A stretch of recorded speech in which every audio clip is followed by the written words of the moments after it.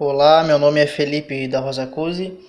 Eu vou apresentar um seminário de rotação no curso de Física 2 com o professor Reinaldo Haas.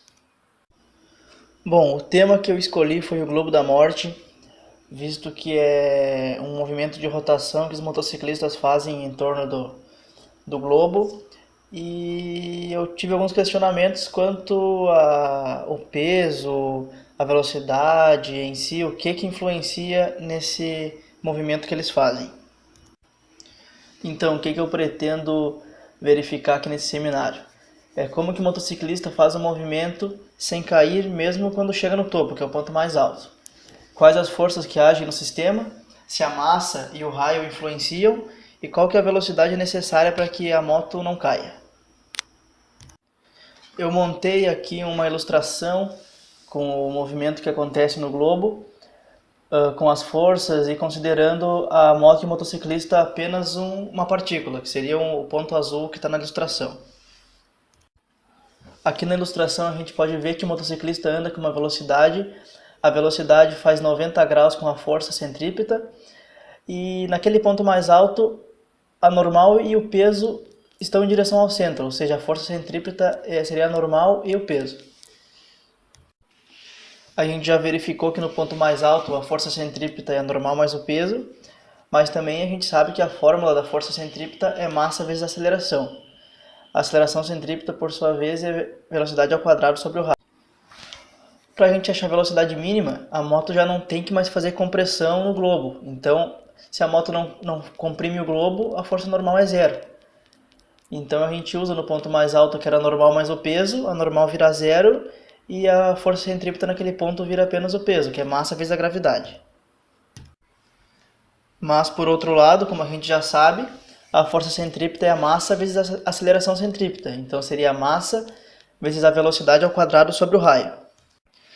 Igualando as duas equações da força centrípeta, a gente tem a massa vezes a gravidade, que é igual a massa vezes a velocidade ao quadrado sobre o raio. A gente já pode ver que como as massas existem dos dois lados, elas vão se cancelar.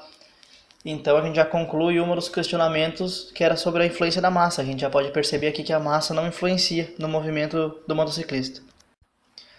Isolando a velocidade da equação anterior, a gente vê que a velocidade mínima é a raiz quadrada do raio vezes a gravidade. Então aqui a gente conclui que o raio influencia sim, e quanto maior o raio, maior a velocidade necessária, já que a gravidade é constante. Analisando por outro ponto, o motociclista pode estar girando na lateral do globo. Nesse caso, o peso não influencia, porque o peso vai ser igual à força de atrito. E está fazendo 90 graus com a força centrípeta. Então a força centrípeta nesse caso é igual à normal.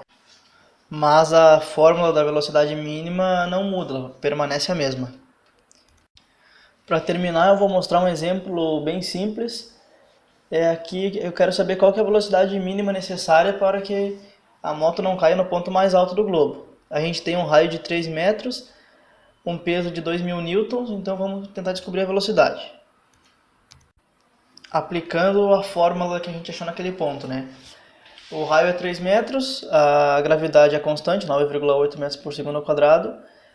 Então, colocando na fórmula 3 vezes 9,8 dá 5,42 metros por segundo. Transformando para km por hora dá 19,5 km por hora. Então, é uma velocidade relativamente baixa, né? Quanto se esperava que seria uma velocidade alta para ele conseguir se manter, não é tanto. Isso depende do raio.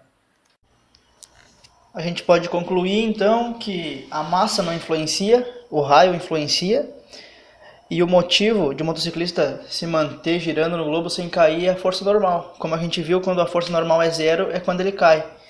Ou seja, ele tem que se manter a uma velocidade em que a força normal faça uma compressão no globo, fique ligada, a moto fique ligada ao globo para que ele não caia.